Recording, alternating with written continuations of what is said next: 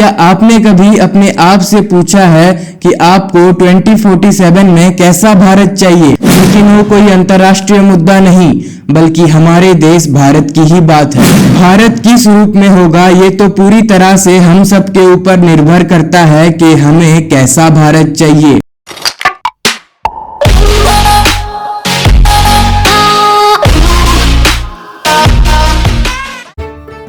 नमस्कार दोस्तों, आज पूरी दुनिया में एक मुद्दे की बड़ी चर्चा हो रही है।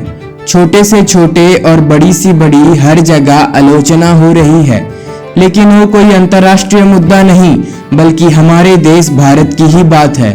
भारत आज एक चर्चे का विषय है। इसमें वैसे तो कोई चौंका देने वाली बात नहीं है, क्योंकि जब जब कोई आगे बढ़ा है तब तब उसकी चर्चा होना, उसे नीचे गिराने की साजिश करना, ये तो आम बात है। पर हमें कहाँ फर्क पड़ता है। जैसे हमने 75 साल का सफर तय कर आजादी का अमृत महोत्सव मनाया, अमृत काल में प्रवेश किया, वैसे ही हम आज आजाद भारत की 100 वर्ष पूरे होने से पहले विकसित भारत के सपने देख रहे हैं। और सिर्फ सपने ही नहीं, बल्कि उसको पूरी करने का हौसला और ताकत भी आज भारत के पास है। लेकिन ये जो आजकल हर जगह इंडिया 2047 की बात हो रही है, भारत को विकसित राष्ट्र बनाने के सपने देख रहे हैं, असल मायने में ये है क्या? क्या आपने कभी अपने आप से पूछा है कि आपको 2047 में कैसा भारत चाहिए? क्या भारत के एक छोटे से गांव के छोटे से घर में रहने वाला गरीब कृषक ने कभी सोचा है कि उसको 2047 में कैसा भारत चाहिए? विकसित भारत का नाम सुनते ही आपके मन में कुछ पश्चिमी राष्ट्रों के चित्र आ रहे होंगे। भारत का एक आम आदमी तो यही सोचता है कि भारत भी अमेरिका जैसा बन जाएगा।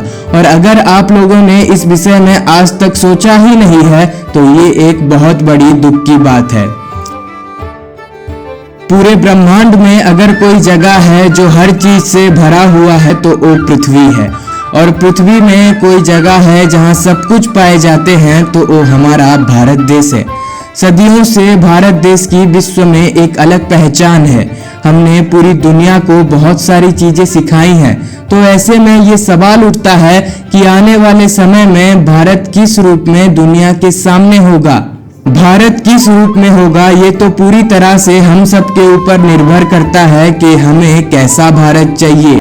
हमें एक ऐसा भारत चाहिए जहां इंफ्रास्ट्रक्चर हो, इंडस्ट्री हो, पर एक स्वच्छ और शुद्ध एनवायरनमेंट भी हो। हमें एक ऐसा भारत चाहिए जहां लंबी लंबी एक्सप्रेस हाईवे हो, पर उसके साथ पेड़ पौधे और जंगल भी हो। हमें एक ऐसा भारत चाहिए जहां 5G नेटवर्क फुल स्पीड हो, पर पक्षियों की संख्या कम न हो। हमें एक ऐसा भारत चाहिए जहां नए नए टेक्नोलॉजी, AI, रोबोटिक्स का आविष्कार तो होता रहे, पर इससे जंगली जानवरों को परेशानियां ना हो।